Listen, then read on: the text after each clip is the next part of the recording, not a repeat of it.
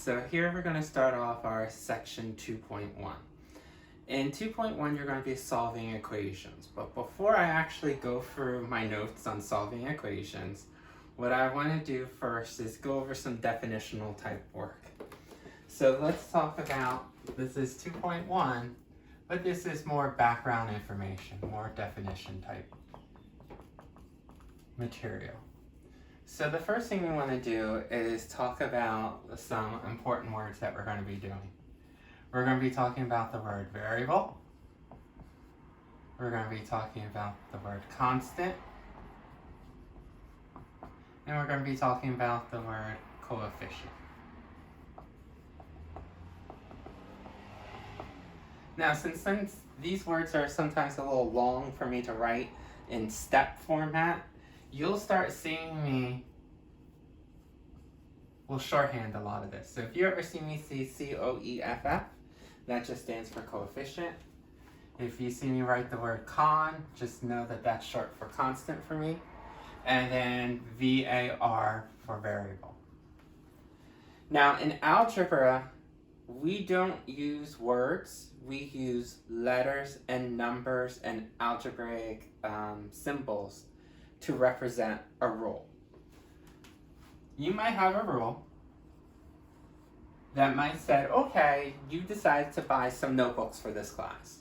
And you went on Amazon and you're not a Prime member and they tell you, okay, if you buy those big 5 subject Mead notebooks, each notebook might cost $3.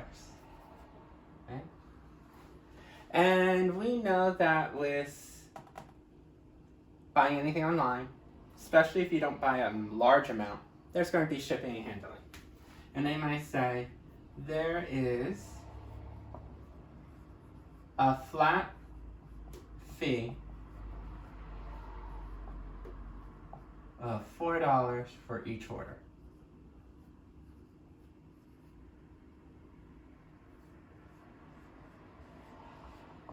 Now flat means that no matter how many books you order, if you order 1 or if you order 10, it's the same flat fee, doesn't change, $4. We'll make the rule just this simple. I can add more things. I could say, well, there's a coupon and things like that. For now, we're going to keep it simple. So what is a variable? Variable for us is just a letter.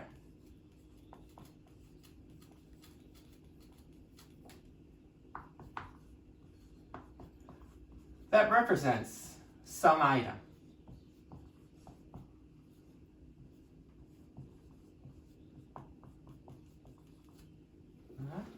So letters could be A, X, N, any letter will do.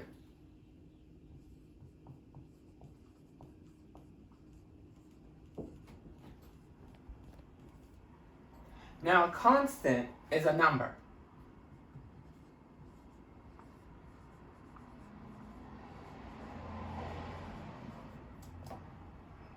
That is added,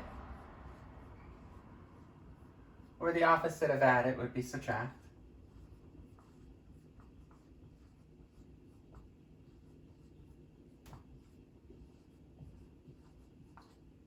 Or it's a number by itself.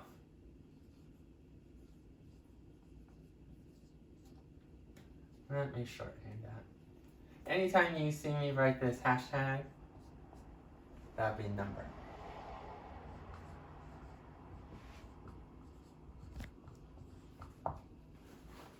Now a coefficient is also a number, but the difference between a constant and a coefficient is the operation.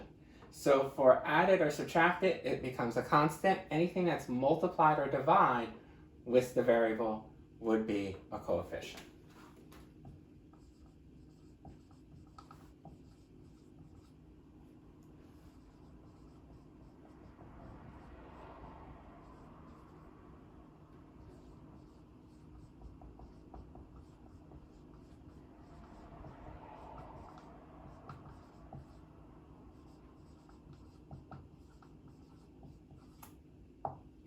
So right now we have a rule. Each notebook costs $3. There's a flat fee of $4 for each order. What I'm going to do is take this and write it as what we call an expression. An expression is basically made up of variables, constants, and coefficients, plus operation symbols.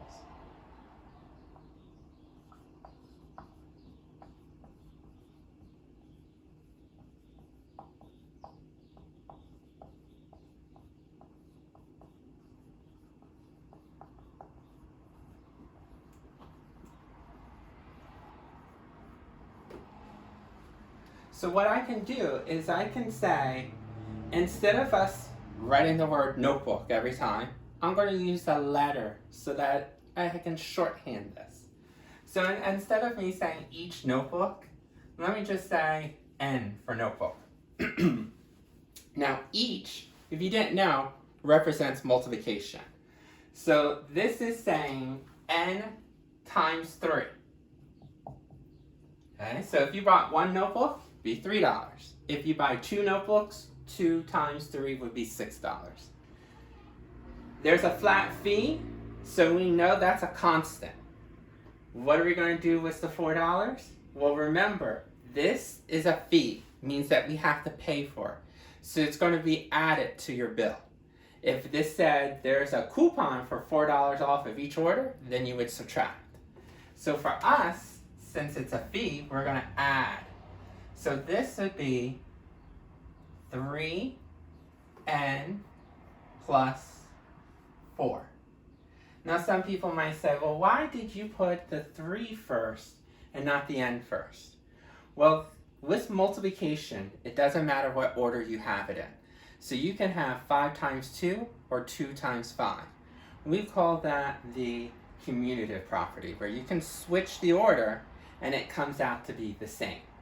When it comes to coefficients, we prefer them to be in front and then the variable in the back spot.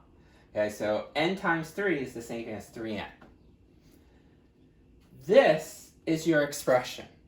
Basically, we took a rule and we shortened it by just using numbers and letters and operation symbols. This is a review of some of this definitional work. We're going to be talking about equations next.